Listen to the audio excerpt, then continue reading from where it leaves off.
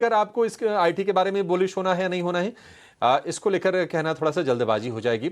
एक बार देखते हैं। अगर आप ये टीसीएस का, इन्फोसिस का आप जरा ना ईयर टू डेट का चार्ट लेके आइए या फिर एक साल का चार्ट लेके आइए।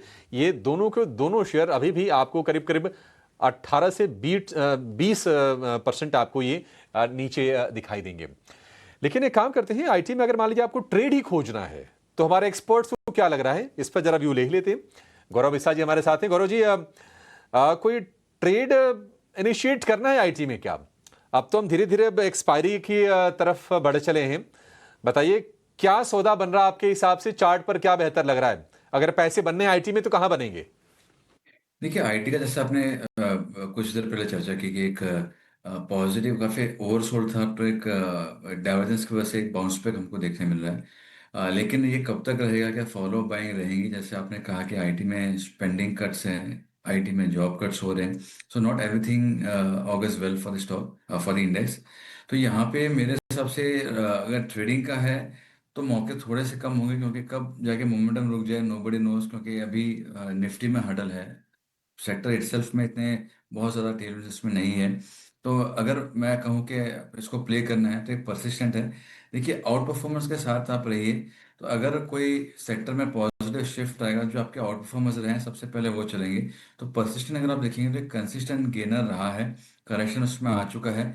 यहाँ से अगर मुझे बेट लेनी है तो परसिस्टेंट सिस्टम के लिए प्ले कर सकते हैं। अगेन मैं 2 या 3 दिन के लिए इसमें व्यू नहीं लेना चाहूँगा, क्योंकि उतना लुक्रेटिव नहीं लग रहा है।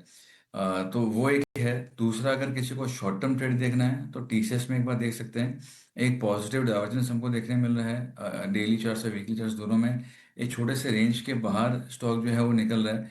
तो यहाँ पे अगर किसी को चाहिए तो आप टीसीएस खरीद सकते हैं। 3020 का इसमें स्टॉप लॉस होगा, 100 रुपये का स्टॉप लॉस होगा।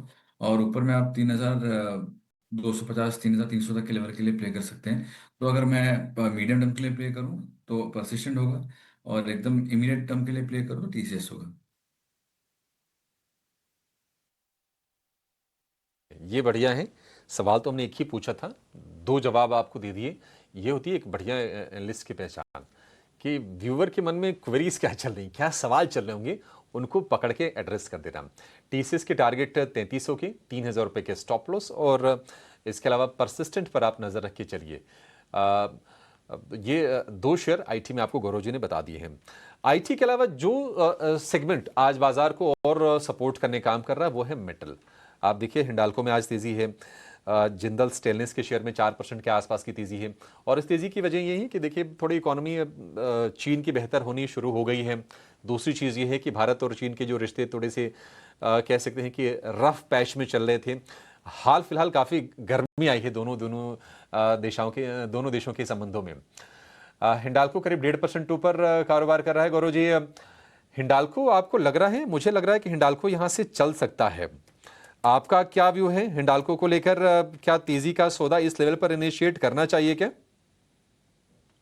हाँ पे नहीं, थोड़ा सा अगर ऊपर जाएगा तभी आप करना चाहिए। देखिए मार्च से अगर आप देखेंगे तो एक करेक्शन जोन में रहा है, टाइम करेक्शन जोन में रहा है। और उसके जो तकरीबन हाई रहे हैं, जहाँ से दिक्कत इसकी बार बार आ रही है, वो 720 के आसपास में है। तो एक बार 720 अगर सस्टेन करता है तो एक अच्छा मौका आपको देखने मिल सकता है, ट्रेडिंग के अच्छे मौके आपको देखने मिल सकते हैं। 700 के स्टॉप लॉस है, आप तब बाय कर सकते हैं। और ऊपर में आप 760, 770 तक के लिए इसको प्ले कर सकते हैं। तो यहाँ पे एक कंडीशन कॉल होगा, करंट प्राइस पे नहीं। बट अगर आवले क्लोज भी 720 के ऊपर आता है तो इसको इनिशिएट किया जा सकता है। बिल्कुल, हिंडाल्को पर ये टेक इस वक्त करीब 1.5% की तेजी के साथ इस स्टॉक में ट्रेड हम देख रहे हैं, लेकिन मजबूती